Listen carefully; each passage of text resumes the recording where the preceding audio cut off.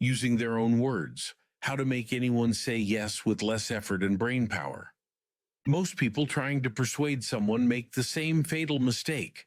They translate what the other person says into their own words, thinking they're being helpful. They're actually destroying their own influence in real time. The active listening trap that kills your persuasion. You know that moment when someone tells you exactly what they want, and your brain immediately goes, "Oh, I should rephrase this to show I understand." Stop. That urge to actively listen is the kiss of death for persuasion. Here's what actually happens. Someone says, "This would help me be more courageous." Your brain thinks, "I should show understanding and empathy." So you respond, "So you'd feel stronger and more confident." Wrong. They wanted courage. You gave them strength and confidence. Different words equals different neural pathways equals different emotional states equals resistance. Why your brain betrays you, and theirs does too. The word is the anchor. When someone uses a specific word, their entire emotional and psychological framework is attached to that word, not your translation of it. Think about it. If I say courage to you, your brain fires up specific memories, feelings, and associations. If I say confidence instead, completely different neural networks activate. This is why even seasoned professionals fail at influence. They're speaking a different language than the one their prospect is thinking in. The mirror technique that changes everything. Here's what separates the amateurs from the masters. Always repeat their exact words back to them. Not your interpretation, not your better version, their exact words. Someone says, "I want to be more courageous." You say, "So this would help you be more courageous." Watch what happens. They'll say yes immediately. Why? Because you just triggered the exact same neural pathway they used when they first said it. It sounds almost stupid when you first start doing this. Your ears will go, "Well, of course they're going to say yes.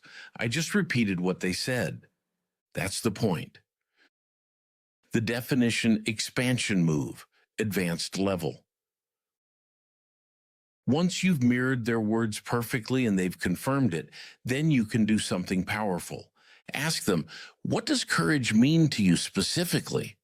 They might say, "Courage means being able to push forward even when others are resisting." Now here's where it gets interesting. You can expand their definition to include what only you can provide. It seems to me that courage isn't only about pushing forward when others resist, it's also about having the internal fortitude to do it, because you're backed up by somebody who's an expert helping you. You've just redefined their core value to include working with you. Now, when they think courage, they think working with Kenrick. This is how you spoil them for working with anyone else. The Portuguese lesson. Why precision matters. I watched someone lose a sale because they deviated from the prospect's exact words by just a fraction. The prospect said something about taking action regardless of outside conditions. The salesperson responded with their own interpretation, trying to show understanding. The prospect immediately pulled back.